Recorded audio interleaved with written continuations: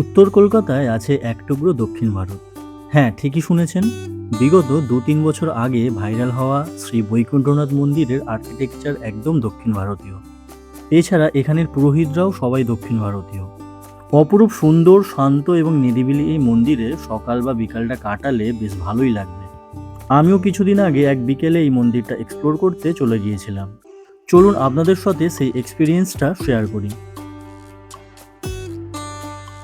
Metro করে গেলে এই মন্দিরে যেতে সবচেয়ে সুবিধা হবে। গিরিশ পার্ক মেট্রোর ১ নম্বর গেট দিয়ে বেরিয়ে ডান দিকে বিবেকানন্দ রোডে ঢুকে মিনিট ৩ হাঁটলেই এখানে পৌঁছে যাওয়া যায়। উত্তর কলকাতার পুরানো বাড়িগুলো দেখতে দেখতে আমিও সেভাবেই মন্দিরের দিকে যাচ্ছিলাম। যাওয়ার সময় এই লাল বাড়িটি চোখে পড়বে। এটি শিবকৃষ্ণ দায়ের বাড়ি, যেটি কলকাতার অন্যতম পুরানো বনেদি দুর্গাপুজোর জন্য বিখ্যাত। এই বাড়িটি থেকে সামনের দিকে আরেকটু এগোলেই শ্রী বৈকুণ্ঠনাথ মন্দির দেখা যাবে। মন্দিরের সামনে জুতো রাখার জায়গা। দ্বার দিয়ে মন্দিরের ভিতরে ঢুকলে মনে হবে শহরের কোলাহল থেকে বহু দূরে অন্য এক জায়গায় চলে এসেছি।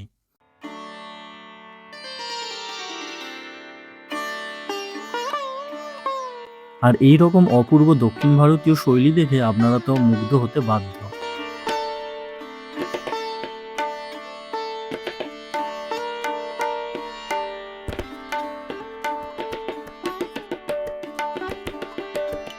এখানে মূল মন্দিরের ভিতরে ভিডিওগ্রাফি অ্যালাউ নেই, তাই আপনাদের মন্দিরের আশপাশ এবং অন্যান্য ডিটেলস বলছি। যেমনটি মন্দিরের নাম থেকেই বোঝা যায়, এটি বিষ্ণু মন্দির। আর এখানে ভগবান বিষ্ণুর দুই পাশে শ্রী লক্ষ্মী এবং ভূদেবী বিরাজমান। আর যেমনটি প্রথমে বললাম, এই মন্দিরের সব পুরোহিতই দক্ষিণ ভারতীয়। মন্দিরের বাঁ দিকে এই জায়গায় মন্দিরের বিভিন্ন অনুষ্ঠানের আয়োজন করা হয়। ভালো করে লক্ষ্য করলে দেখা যাবে মন্দিরের ওপরে ভগবান বিষ্ণুর বিভিন্ন অবতার এবং অন্যান্য দেবদেবীর মূর্তি বানানো।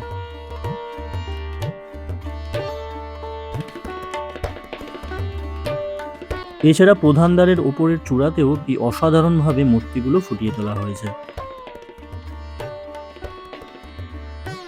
মন্দিরটি ঘুরে দেখতে বেশি সময় লাগবে না। এপাশে মন্দিরের পুরোহিত এবং অন্যান্য কর্মচারীদের থাকার জায়গা। আচ্ছা, মন্দিরের সময়টা বলে দিই। এই মন্দির সকাল ৫:৩০ থেকে বেলা ১১টা এবং বিকালে ৪:১৫ থেকে রাত্রি ৮:৩০ পর্যন্ত খোলা। বিকাল ৫:৩০টার সময় মন্দিরে আরতি হয় এবং সেই সময় লাইটগুলো জ্বেলে দেওয়া হয়। লাইট জ্বালানোর পর মন্দিরের সৌন্দর্যতা যেন আরও বহুগুণে বেড়ে গেছে।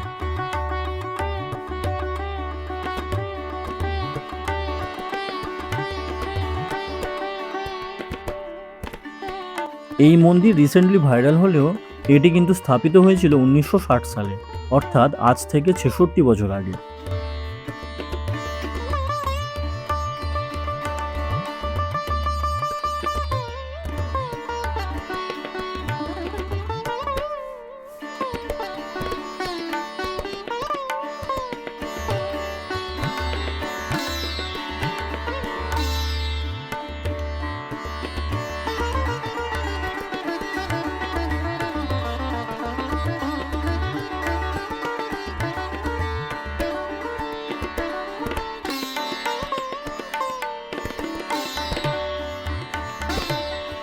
এই মন্দিরের কাছেই আছে জোড়াসাঁকো কালীবাড়ি। আপনারা এখানে আসলে পায়ে হাঁটা দূরত্বে এই কালী মন্দিরে মায়ের দর্শন করতে পারেন। শ্রী অধর ভট্টাচার্যের হাতে এই পূজা শুরু হয়। সাথে পূজিত হন হনুমানজি এবং বড় ঠাকুর।